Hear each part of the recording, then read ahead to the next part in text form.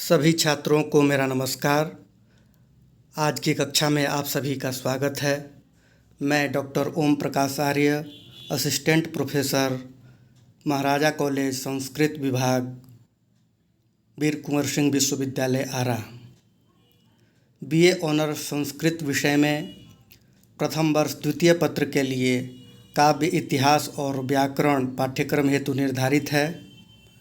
इनमें इतिहास के अंतर्गत हम लोगों ने पिछली कक्षा में पुराण एवं पुराण का लक्षण पढ़ा था। आज की कक्षा में हम लोग महापुराण, उपपुराण एवं पुराणों का संक्षिप्त परिचय पढ़ेंगे। इससे पूर्व जो हमने पिछली कक्षा में पढ़ा था पुराण का अर्थ, उसकी एक बार सरसरी नज़र से पुनरावृत्ति करते हुए हम आगे बढ़ेंगे। पिछली कक्षा में आप सबको पुराण शब्द का अर्थ बताया था कि पुराण का शाब्दिक अर्थ प्राचीन या पुराना होता है। इसके अंतर्गत प्राचीन कथानक, वंशावली, इतिहास, भूगोल, ज्ञान विज्ञान आदि सभी प्राचीन तत्वों का समावेश होता है, इसलिए इसे पुराण नाम दिया गया है। विभिन्न ग्रंथों में इसकी पुराण शब्द की अनेक निरुक्तियाँ बताई गई हैं, उसकी भी चर्चा की गई थी। आप एक बार इन पर दृष्टिपात कर लें। पुराणम आख्यानम पुराणम, अर्थात प्राचीन आख्यान को पुराण कहते हैं। यस्मात् पुरा ही अनतीदम पुराणम, पुरा परंपराम वक्ति पुराणम तेन वै स्मृतम। विश्वसृष्टेः इतिहासः पुराणम, विश्व सृष्टि के इतिहास को पुराण कहते हैं। पुराणम भवति इति पुराणम, आचार्य यास्क ने ये निरुक्ति इस प्रकार से दी है पुराण की कि जो पहले नवीन था उसे पुराण कहते हैं। पुरार्थे स्वानायति इति पुराणम, ऐसा पद्म पुराण में पुराण का अर्थ बताया गया है। अब हम लोग महापुराण एवं उपपुराण की चर्चा करेंगे। सर्वप्रथम महापुराण से अभिप्राय है यहाँ पर जो 18 अष्टादश पुराणों की संख्या बताई गई है, उन्हीं 18 पुराणों को महापुराण कहा जाता है। तो वे 18 पुराण कौन कौन से हैं, हम इन श्लोकों के माध्यम से देखेंगे। इन 18 पुराणों का क्रम पूर्वक उल्लेख महर्षि वेद व्यास ने विष्णु पुराण में किया है। इस प्रकार से श्लोक आपके सामने उपस्थित है। ब्राह्मं पाद्मं वैष्णवं च शैवं भागवतं तथान्यन्नारदीयं च मार्कण्डेयं च सप्तमं, आग्नेयम् अष्टमं चैव भविष्यं नवमं तथा दशमं ब्रह्मवैवर्तं लैंगम एकादशम स्मृतम। विस्तार से पहले देख लेते हैं, फिर आगे बढ़ेंगे। इसमें सबसे पहले नाम आया है, सभी 8 पुराणों का नामों को गिनाया गया है इन श्लोकों के माध्यम से। सबसे पहला पुराण है ब्रह्म पुराण, ब्राह्मम अर्थात ब्रह्म पुराण। पाद्मम पद्म पुराण, वैष्णवं च वैष्णव पुराण, शैवम भागवतम तथा, उसके पश्चात शैव से अभिप्राय है शैव पुराण। फिर अगला पुराण है भागवत पुराण। उसके बाद है तथान्यन्नारदीयम च मार्कण्डेयम च सप्तमम, नारदीय पुराण। और 7वां पुराण है मार्कण्डेय पुराण। अगला है आग्नेयम अष्टमम चैव, 8वें पुराण का नाम है आग्नेय पुराण। अगला 9वां पुराण है भविष्यम नवमम तथा, भविष्य पुराण 9वां पुराण है। 10वां ब्रह्मवैवर्तम, ब्रह्मवैवर्त पुराण 10वां पुराण है। लैंगम एकादशम स्मृतम, लिंग पुराण को 11वें क्रम में रखा गया है, 11वां पुराण है। आइए आगे देखते हैं। वाराहं द्वादशं चैव स्कंदं चात्र त्रयोदशं, चतुर्दशं वामनकं कौरवं पंचदशं तथा। वाराह पुराण, ये 12वां पुराण है। उसके बाद है स्कंदम चात्र त्रयोदशम, त्रयोदश पुराण, 13वां पुराण स्कंद पुराण है। चतुर्दशम वामनकम, 14वां पुराण वामन पुराण है। और कौर्मम पंचदशम तथा कौर्मम अर्थात कूर्म पुराण 15वां पुराण है। मात्स्यम च गारुणम चैव ब्रह्मांडं च ततः परम, मात्स्य अभिप्राय मत्स्य पुराण 17वां, गरुण पुराण 18वां और अंतिम पुराण है ब्रह्मांडं च, ब्रह्मांड पुराण। उसके पश्चात ततः परम, उसके बाद ब्रह्मांड। महापुराणानि एतानि, एतानि महापुराणानि ही अष्टादश, अष्टादश का अर्थ होता है 18। ये पुराण 18 होते हैं संख्या में। तो इस प्रकार से इन पुराणों का इन श्लोकों के माध्यम से बताया गया है। अब इनको और सरल तरीका, सरल उपाय याद करने का एक और है। उसके लिए एक और श्लोक हमें देवी भागवत ने बताया है। इनके प्रथमाक्षर का उल्लेख करते हुए अष्टादश पुराणों का नाम उल्लेख अनुष्टुप छंद में किया गया है। वह श्लोक इस प्रकार से है। मद्वयं भद्वयं चैव ब्रत्रयं व चतुष्टयम् अनापलिंगकुस्कानि पुराणानि प्रचक्षते। इस श्लोक के माध्यम से हम 18 पुराणों के नामों को बहुत ही सरल तरीके से सरल तरीके से याद कर सकते हैं। इसमें मद्वयम से अभिप्राय है म अक्षर से 2 पुराण हैं। 2 पुराणों का आरंभ होता है म अक्षर से। उनमें पहला मत्स्य पुराण, दूसरा मार्कंडेय। भद्वयम, भ अक्षर से भी 2 पुराण हैं, भागवत और भविष्य पुराण। ब्रत्रयम, ब्र अक्षर से 3 पुराणों का आरंभ होता है, ब्रह्म पुराण, ब्रह्म वैवर्त पुराण तथा ब्रह्मांड पुराण। फिर आगे है श्लोक में व चतुष्टयम, वकार से व अक्षर से 4 पुराणों के नामों का आरंभ होता है। वे पुराण हैं वामन, विष्णु, वायु तथा वराह पुराण। फिर अगले पंक्ति में कहा गया अनापलिंग कुस्कानी। इनमें एक एक अक्षर से एक एक पुराणों का नाम है। अ से अभिप्राय है अग्नि पुराण, ना से अभिप्राय नारद पुराण, प से अभिप्राय पद्म पुराण, ली से अभिप्राय लिंग पुराण, ग से अभिप्राय गरुण पुराण एवं कु से अभिप्राय कूर्म पुराण से है तथा अंतिम क से स्कंद पुराण। ये 18वां पुराण है। इस प्रकार से इस श्लोक के माध्यम से हम लोग बहुत ही सरल तरीके से इन 18 पुराणों के नाम को स्मरण कर सकते हैं, याद कर सकते हैं। आप लोग इसको याद कर लेंगे, आपको सरलता होगी पुराणों के नामों को याद करने में। अब हम लोग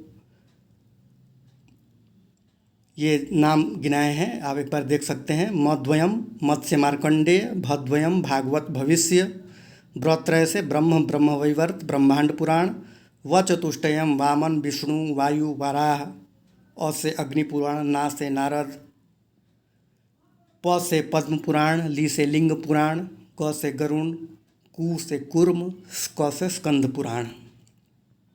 अब हम लोग उप पुराण के बारे में चर्चा करेंगे। जिस प्रकार महापुराणों की संख्या 18 बताई गई है, अष्टादश कही गई है, उसी तरह से उप पुराण भी 18 बताए गए हैं।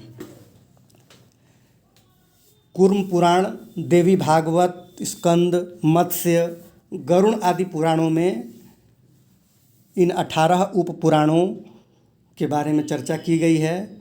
कूर्म पुराण के अनुसार इन 18 उप पुराणों के नाम इस प्रकार से हैं। आद्यम सनत्कुमारोक्तम नारसिंहमथापरम, तृतीयं स्कंदमुद्दिष्टं कुमारेण च भासितं, चतुर्थं शिवधर्माख्यं साक्षान्नन्दीशभासितं, दुर्वाससोक्तम आश्चर्यम नारदीयम अतः परम। पहले इसका अर्थ देख लेते हैं, उसके बाद आगे बढ़ेंगे। आद्यम से अभिप्राय है सनत कुमारोक्तम, सनत कुमार के द्वारा कहा गया, सनत कुमार द्वारा उक्त। आद्य माने आदि पुराण, या इसको सनत कुमार पुराण भी कहते हैं, पहला उपपुराण है। दूसरा है नारसिंहम अथापरम, उसके पश्चात नारसिंह पुराण। फिर तीसरा तृतीयम स्कंदमुद्दिष्टम, तीसरा उपपुराण है स्कंद पुराण। चौथा है चतुर्थम शिवधर्माख्यम, चतुर्था है शिव धर्म पुराण। पांचवा है दुर्वासोक्तम आश्चर्यम, आश्चर्य पुराण, दुर्वासा द्वारा उक्त आश्चर्य पुराण या दुर्वासा पुराण भी कहते हैं। छठा नारदीयम अतः परम, उसके पश्चात नारदीय पुराण छठा पुराण है। आगे देखते हैं। कपिलं वामनं चैव तथैवोशनसेरितं ब्रह्मांडं वारुणं चाथ कालिकाह्वयमेव च माहेश्वरं तथा शाम्बं सौरं सर्वार्थसञ्चयं पाराशरोक्तम अपरम मारीचम भास्कराह्वयम्। आगे बतलाया गया है कपिलम, कपिल पुराण ये सातवां उपपुराण है। वामन पुराण आठवां है। औसनस पुराण तथैवोशनसेरितम, उशनस पुराण, औसनस पुराण। फिर ब्रह्मांड पुराण ये 10वां उपपुराण है। वरुण पुराण 11वां है। कालिकाह्वयम, कालिका पुराण ये 12वां है। 13वें उपपुराण का नाम है माहेश्वरम, माहेश्वर पुराण है। तथा शाम्बम, शाम्ब पुराण 14वां उपपुराण है। फिर है सौर पुराण, सौरम सौर पुराण ये 15वां उपपुराण है। फिर पाराशरोक्तम अपरम, पाराशर पुराण ये 16वां उपपुराण है। और 17वां है मारीचम, मारीच पुराण। और अंतिम और 18वां उपपुराण है भास्कर पुराण। इस प्रकार से ये 18 उपपुराण भी होते हैं जिनके बारे में आपको बताया गया। अब हम जो ये 18 महापुराण हैं इनके संक्षिप्त परिचय को हम लोग समझेंगे। इसमें सबसे पहला क्रम से में सबसे प्रथम है ब्रह्म पुराण। इसको आदि ब्रह्म के नाम से भी जाना जाता है। इसमें पुराण के समस्त विषयों का वर्णन प्राप्त होता है। सृष्टि कथन के साथ सूर्यवंश तथा सोमवंश, पार्वती आख्यान, मार्कंडेय आख्यान तथा श्री कृष्ण चरित्र का वर्णन एवं सांख्य योग का विशेष वर्णन इस ब्रह्म पुराण में किया गया है। इसके कुछ अध्याय महाभारत शांति पर्व से अक्षरशः मिलते हैं। इसमें अध्याय हैं 245 तथा इस ब्रह्म पुराण में कुल श्लोकों की संख्या है 14,000। दूसरा पुराण है पद्म पुराण। पद्म पुराण इसमें 5 खंड हैं। सृष्टि, भूमि, स्वर्ग, पाताल और उत्तरखंड, इन 5 खंडों में यह पुराण विभक्त है। इसमें लगभग 55,000 श्लोक हैं। केवल इसी पुराण में राधा को कृष्ण की पत्नी होने का स्पष्ट उल्लेख है। कालिदास रघुवंश और शाकुंतल दोनों की कथा वस्तु के लिए इस पुराण का विशेष रूप से ऋणी हैं। अर्थात हम कह सकते हैं कि कालिदास द्वारा रचित अभिज्ञान शाकुंतलम और रघुवंश महाकाव्य की कथा वस्तु इस पद्म पुराण से ली गई है। अगला पुराण है विष्णु पुराण। विष्णु पुराण इस पुराण के रचयिता ऋषि का नाम है पाराशर। यह प्रमुख महापुराणों में से एक है। साहित्यिक, दार्शनिक और ऐतिहासिक दृष्टि से इसका महत्व है। यह वैष्णवों का इष्ट पुराण है। इसमें विष्णु को अवतार मानकर इनकी उपासना का वर्णन है। यही एक पुराण है जिसमें पुराण के जो 5 लक्षण बताए गए हैं वो लक्षण घटते हैं। इसमें मौर्य राजाओं की प्रामाणिक वंशावली भी दी गई है। शंकराचार्य ने केवल इसी पुराण से उद्धरण दिए हैं, अन्य किसी पुराण से नहीं।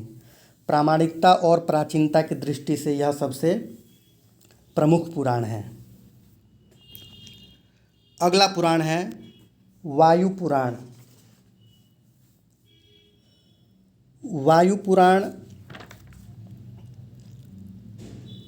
यह भी अत्यंत प्राचीन पुराण है। यह अन्य पुराणों से छोटा है। इसके अध्यायों की संख्या 112 है तथा इस पुराण में 11,000 श्लोक हैं। इसमें 4 पाद हैं जिनके नाम हैं प्रक्रिया पाद, अनुषंग पाद, उपोद्घात पाद और उपसंहार पाद। इसके आरंभ में सृष्टि प्रकरण, चतुराश्रम वर्णन, जम्बू द्वीप वर्णन किया गया है। अनेक अध्यायों में योग, यज्ञ, ऋषि, तीर्थों का वर्णन किया गया है। इस पुराण में भगवान शिव के चरित्र का वर्णन भी प्राप्त होता है। प्रसिद्ध वैदिक रुद्राध्याय का पौराणिक रूप भी इस पुराण में प्राप्त होता है।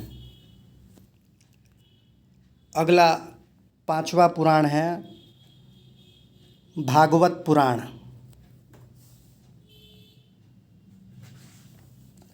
भागवत पुराण यह वैष्णवों का सबसे प्रिय पुराण है। इसमें 12 स्कंधों में 18,000 श्लोक हैं। 12 स्कंधों में यह पुराण विभक्त है और इसमें 18,000 श्लोक हैं।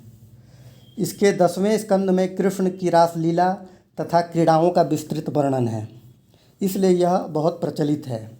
इसकी अनेक टीकाएँ हैं। यह सबसे अधिक प्रसिद्ध पुराण है। इसमें कृष्ण को अवतार माना गया है और उनकी लीलाओं का वर्णन किया गया है। यह पुराण बहुत ही प्रौढ़ और परिष्कृत शैली में लिखा गया है। इसमें अनेक दार्शनिक विवेचन है, अतः यह विद्वानों की योग्यता की कसौटी माना गया है इस पुराण को। और इसके लिए एक सुभाषित प्रसिद्ध है, प्रचलित है, विद्यावताम भागवते परीक्षा। इस पुराण में वैदिक और लौकिक संस्कृत का भी समन्वय है देखने को मिलता है। इसमें गौतम और कपिल मुनि को विष्णु का अवतार माना गया है। 6ठा पुराण है नारद पुराण। नारद पुराण, इस पुराण को बृहन नारदीय पुराण भी कहते हैं।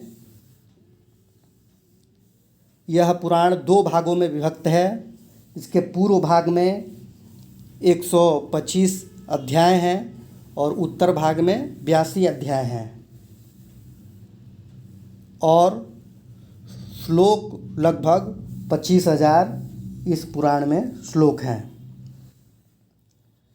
इस पुराण में उत्सवों, पर्वों, समाधि एवं ईश्वर भक्ति से मोक्ष प्राप्ति का वर्णन है। 7वां पुराण है मार्कंडेय पुराण। मार्कंडेय पुराण, इसका नामकरण मार्कंडेय ऋषि के नाम से रखा गया है। यह पुराण परिमाण में बहुत ही लघु है। इस पुराण में अध्यायों की संख्या 137 है तथा श्लोक की संख्या 9,000 है। इसी ग्रंथ से प्रसिद्ध दुर्गा सप्तशती ली गई है। इसमें देवी भक्तों के लिए सर्वस्वरूप दुर्गा का पवित्र चरित्र बड़े विस्तार के साथ ही दिया गया है। अगला पुराण है अग्नि पुराण। यह पुराण समस्त भारतीय विद्याओं का विश्वकोश है। इस पुराण में 383 अध्याय हैं। अवतार की कथाओं का संक्षेप में वर्णन करके रामायण और महाभारत की कथाओं का विस्तृत वर्णन इस पुराण में किया गया है। ज्योतिष शास्त्र, धर्मशास्त्र, व्रत, राजनीति, आयुर्वेद आदि शास्त्रों का वर्णन बड़े ही विस्तार के साथ इस पुराण में मिलता है। इस पुराण के अनुशीलन से समस्त ज्ञान विज्ञान का हमें परिचय प्राप्त होता है। जैसा इस पुराण के विषय में कहा भी गया है, आग्नेये ही पुराणेस्मिन् सर्वाः विद्याः प्रदर्शिताः, अर्थात इस अग्नि पुराण में सभी विद्याओं को प्रदर्शित किया गया है, सभी विद्याएं इसमें प्राप्त होती हैं। अगला पुराण है भविष्य पुराण। इस जैसा कि नाम से ही स्पष्ट होता है, भविष्य में होने वाली घटनाओं का वर्णन इस पुराण का मुख्य विषय है। इसका दुष्परिणाम यह हुआ कि समय समय पर होने वाली घटनाओं को विद्वानों ने इसमें जोड़ दिया। नारद पुराण के अनुसार इसके 5 पर्व ब्रह्म, विष्णु, शिव, सूर्य और प्रतिसर्ग पर्व हैं। इस पुराण में श्लोकों की संख्या 14,000 बताई गई है। इसमें सूर्य पूजा का विशेष वर्णन है। कृष्ण के पुत्र शांब का कुष्ठ रोग जिस चिकित्सीय विधि से शमन हुआ था, उसमें सूर्य भगवान की उपासना विशेष है। अगला 10वां पुराण है ब्रह्म वैवर्त पुराण। इस ब्रह्म वैवर्त पुराण में श्लोकों की संख्या 18,000 बतलाई गई है। यह 4 खंडों में विभक्त है। ब्रह्म, प्रकृति, गणेश और कृष्ण, इन 4 खंडों में यह पुराण विभक्त है। इसमें कृष्ण चरित्र का विशद वर्णन किया गया है। ब्रह्म खंड में कृष्ण के माध्यम से सृष्टि का विशद वर्णन है। द्वितीय प्रकृति खंड में भगवान श्री कृष्ण की सहायता के लिए समय समय पर दुर्गा, लक्ष्मी, सरस्वती, सावित्री के रूप में अवतरित होती हैं। गणेश खंड में गणेश का अवतार श्री कृष्ण को बताया गया है। कृष्ण के द्वारा ब्रह्म के प्रकाशित किए जाने के कारण इस पुराण का नाम ब्रह्म वैवर्त पड़ा। दक्षिण भारत में यह पुराण ब्रह्म वैवर्त नाम से प्रसिद्ध है। 11वां पुराण है लिंग पुराण। लिंगस्य चरितोक्तत्वात् पुराणम लिंगम उच्यते।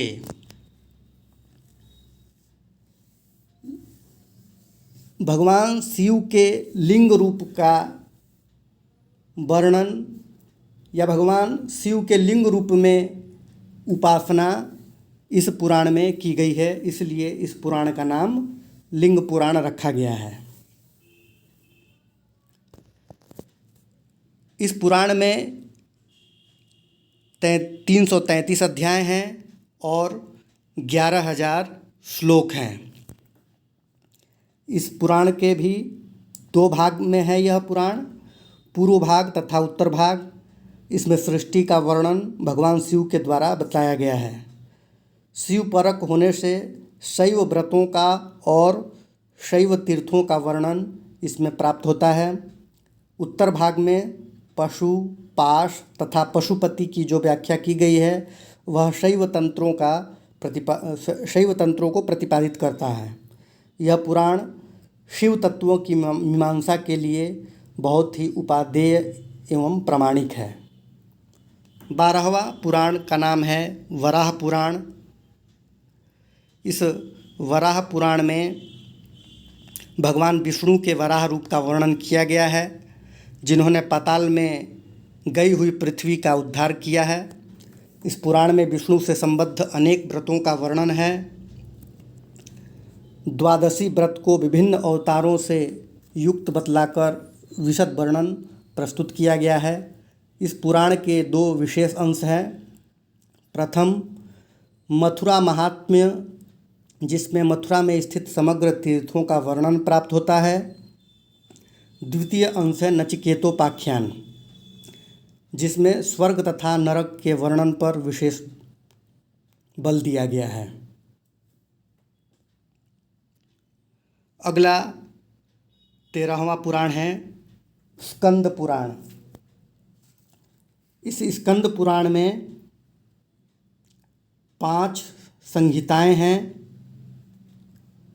सनत कुमारीय, ब्राह्मी, वैष्णवी, शंकर या अगस्त्य और सौर।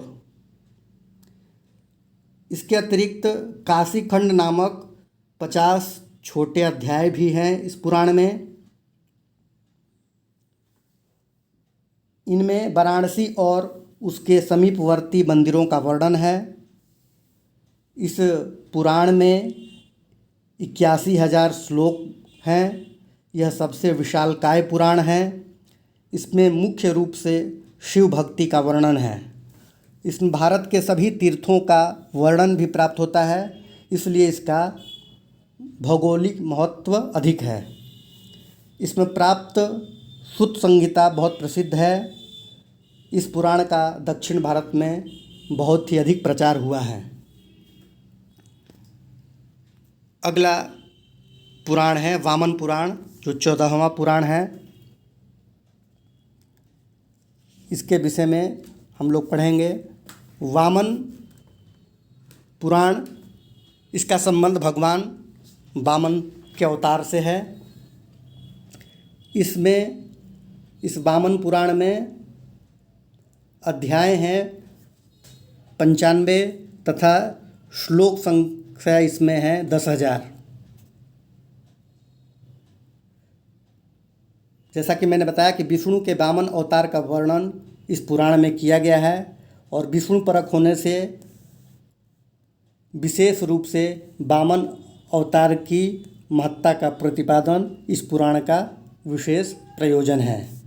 इस पुराण में शिव का महात्म्य, शैव तीर्थ, उमा शिव विवाह, गणेश एवं कार्तिकेय की उत्पत्ति का वर्णन भी प्राप्त होता है। अगला पुराण है कूर्म पुराण। कूर्म पुराण, पहले इस पुराण की 4 संहिताएं प्राप्त होती थीं, परंतु अब केवल ब्राह्मी संहिता ही प्राप्त होती है। इस पुराण में 6,000 श्लोक प्राप्त होते हैं। इसमें शिव के अवतार का वर्णन है। इसमें 2 गीताएं भी हैं, ईश्वर गीता और व्यास गीता। इनमें ज्ञान प्राप्ति के लिए कर्तव्य पालन और समाधि को साधन बताया गया है। अगला 16वां पुराण है मत्स्य पुराण। मत्स्य पुराण यह ऐतिहासिक पुराण है। इस पुराण का ऐतिहासिक महत्व है। इसमें आंध्र राजाओं की प्रामाणिक वंशावली दी गई है। इसमें दक्षिण भारत की मूर्ति कला, वास्तुकला एवं स्थापत्य कला का सुंदर वर्णन है। इसमें पर्वों, तीर्थों, वैष्णवों और शैवों की विधियों का भी वर्णन है। इस पुराण में जैन धर्म, बौद्ध धर्म एवं दक्षिण भारत तथा नारसिंह आदि उपपुराणों का भी उल्लेख प्राप्त होता है। अगला पुराण है गरुड़ पुराण, 17वां पुराण है। इस पुराण में विष्णु के द्वारा गरुड़ को विश्व की सृष्टि बताई गई है। इस पुराण में 18,000 श्लोक हैं और 264 अध्याय हैं। यह 2 खंडों में विभक्त है। इसके प्रथम खंड में विविध विद्याओं का विशद वर्णन प्राप्त होता है। इसमें अनेक प्रकार के रत्नों की परीक्षण विधि को भी बताया गया है। राजनीति के विशद वर्णन के साथ विविध रोगों को दूर करने के लिए औषधियों के निर्माण के बारे में भी बताया गया है। इसके प्रथम खंड को अग्नि पुराण के समान ही समस्त विद्याओं का विश्वकोश कहा जाता है। इस पुराण का उत्तरखंड प्रेत कल्प नाम से भी जाना जाता है। इसमें 45 अध्याय है, जिसमें मनुष्य के मरने के बाद की गतियों का वर्णन किया गया है। इसके अतिरिक्त गणित और फलित ज्योतिष, श्राद्ध, तर्पण, व्याकरण, आयुर्वेद एवं विविध रत्नों का भी वर्णन इस गरुड़ पुराण में प्राप्त होता है। अगला और अंतिम पुराण है ब्रह्मांड पुराण, जो 18वें पुराण के रूप में है। इस ब्रह्मांड पुराण में समस्त ब्रह्मांड का वर्णन प्राप्त होता है। वैसे तो ब्रह्मांड का वर्णन यद्यपि समस्त पुराणों में है, किंतु संपूर्ण विश्व का सांगोपांग वर्णन इस ब्रह्मांड पुराण में किया गया है। नारद पुराण से ज्ञात होता है कि इसमें 12,000 श्लोक हैं तथा 4 पाद हैं: प्रक्रिया, अनुषंग, उपोद्घात तथा उपसंहार। कूर्म पुराण से इसका वायवीय ब्रह्मांड पुराण नाम भी प्राप्त होता है। इसके प्रथम खंड में विश्व के भूगोल का विस्तृत वर्णन के साथ अनेक द्वीपों का वर्णन भी प्राप्त होता है। तो इस प्रकार से हमने आप सबों के समक्ष संक्षेप में इन 18 पुराणों के परिचय की चर्चा की। आप लोगों ने ध्यानपूर्वक सुना, समझा, इसके लिए मैं आप सभी को धन्यवाद देता हूँ। अब आज की कक्षा मैं यहीं समाप्त करता हूँ। पुनः अगले विषय एवं नवीन पाठ के साथ आप लोगों के बीच उपस्थित होऊंगा। तब तक के लिए आप सभी का धन्यवाद।